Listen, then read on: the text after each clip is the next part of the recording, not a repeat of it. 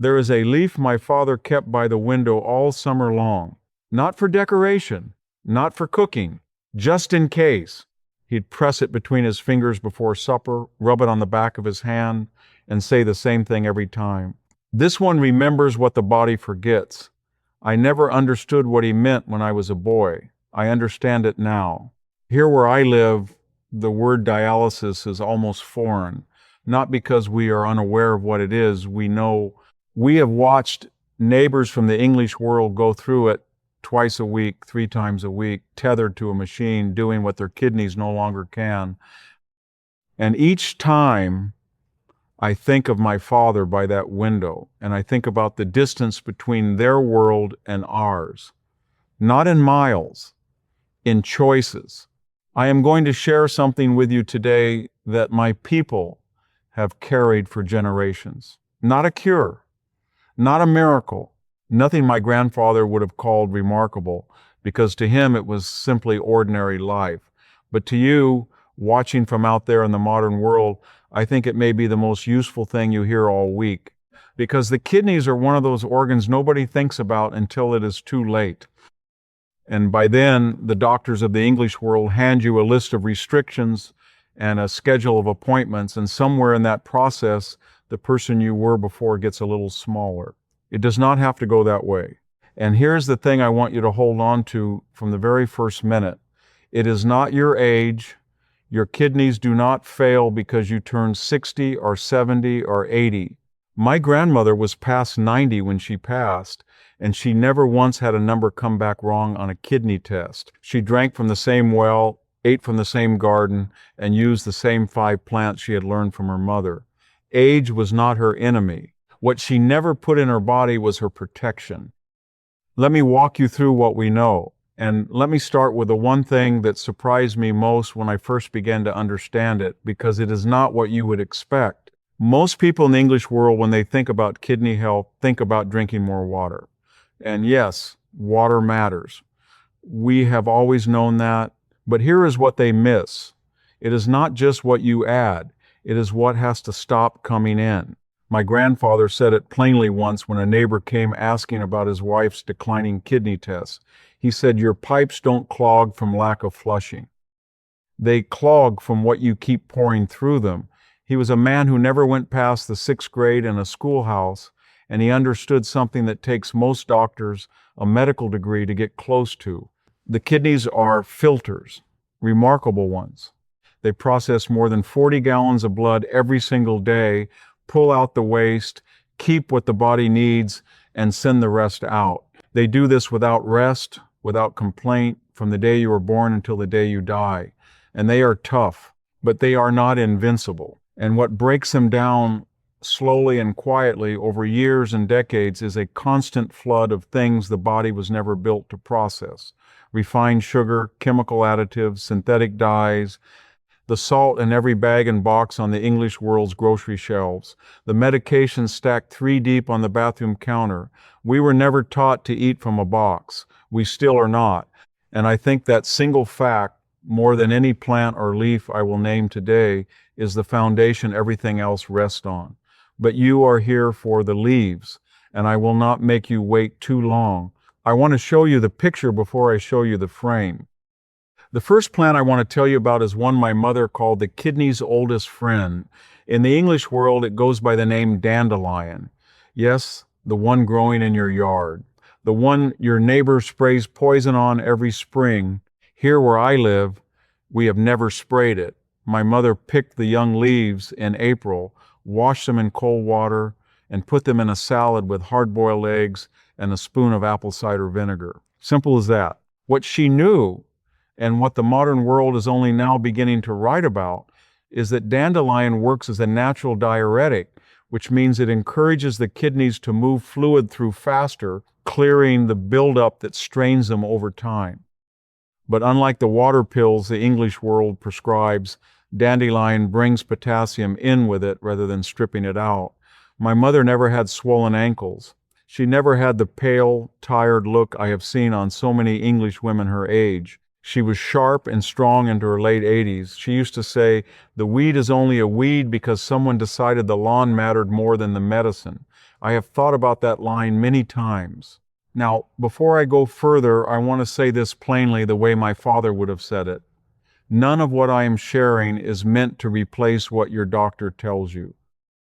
If you are on medication for your kidneys, you keep taking it and you talk to your doctor before you change anything.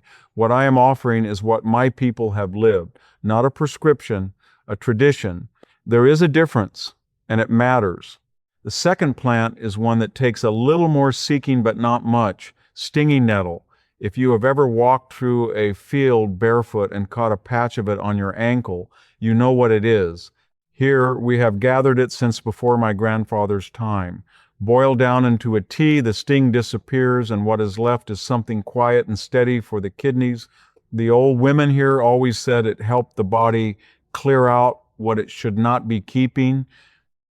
Modern herbalists have started saying similar things, calling it anti-inflammatory, saying it supports the urinary tract, helps with the mineral balance the kidneys are trying to maintain.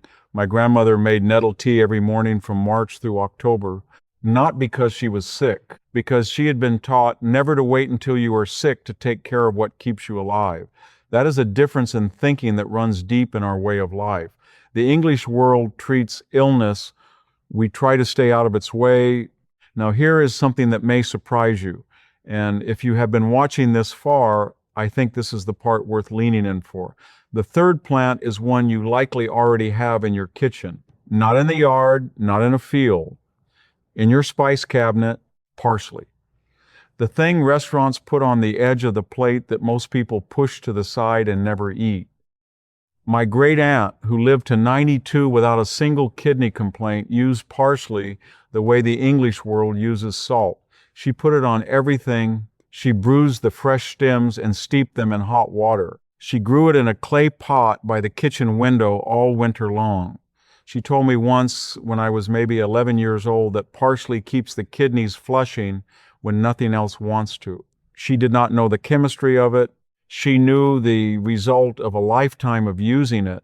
What we now understand is that parsley contains compounds that act as natural diuretics and antioxidants, helping reduce the kind of oxidative stress that quietly wears the kidneys down over years.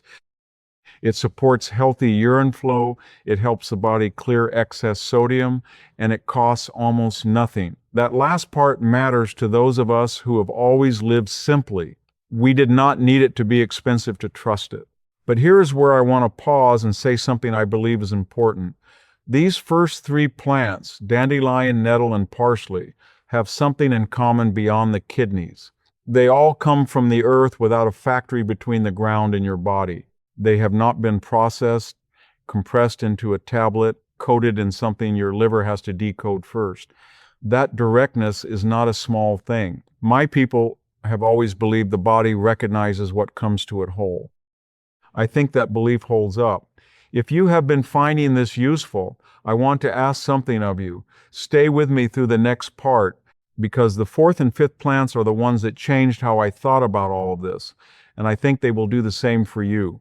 And if this channel has given you something you didn't have before, coming back is the best thing you can do.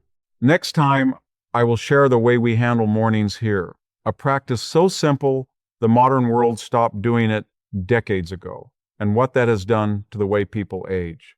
The fourth plant surprises most people from the English world because they know it only as a cooking herb.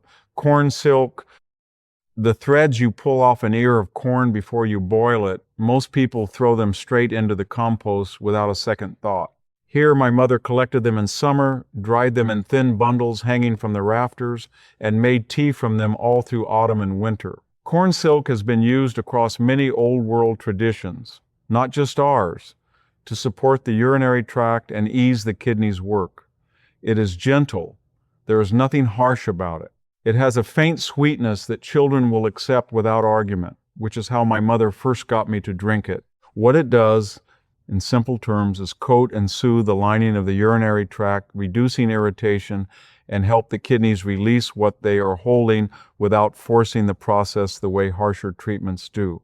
I have spoken with older men and women here who use corn silk tea as their evening drink in summer, the same way the English world uses chamomile at night.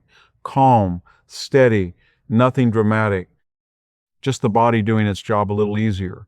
My father used to say that the best remedies are the ones that do their work so quietly you forget you are being helped. That is corn silk. You don't feel it working. You feel the absence of the problem. Which brings me to the fifth. And this one I have saved because it carries the most weight, not just for the kidneys, but for what it tells us about the difference between how we live and how the modern world lives. Goldenrod, the tall yellow flower that blooms at the end of summer along every fence line and field edge around here. The one the English world treats as a nuisance, blames for hay fever, and mows down. We have always let it stand. My grandfather used goldenrod tea every fall, and he taught my father, and my father taught me. He called it the autumn cleanse. After a summer of harder eating and harder work, goldenrod tea was the way the body prepared itself for the colder months. He steeped the flower heads and upper leaves, drank a cup after supper, and said he slept better for it and felt lighter in the mornings. What we understand now, looking back with everything the modern world has learned, is that goldenrod contains compounds that support kidney filtration and help reduce inflammation in the urinary tract. Some herbalists in the English world have started recommending it. Some are surprised to find that old farming communities were using it long before any research caught up. I am not surprised. My grandfather was not guessing. He was repeating what had worked for 100 years before him, and that is the thing I most want to leave with you today. These 5 plants, dandelion, nettle, parsley, corn silk, and goldenrod, none of them were discovered. They were remembered.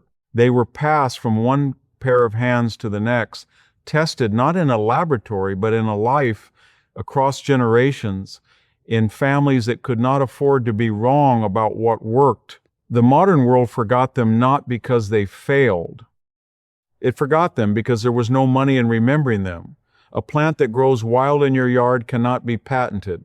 A flower along the fence line does not make anyone rich. So it was replaced by something in a bottle with a long name, and the memory of what the field could do got quieter and quieter until most people could walk past goldenrod every day of their lives and never know what it was. You are not most people. You are still looking, and that matters. Now, I will say again what I said earlier because it bears repeating.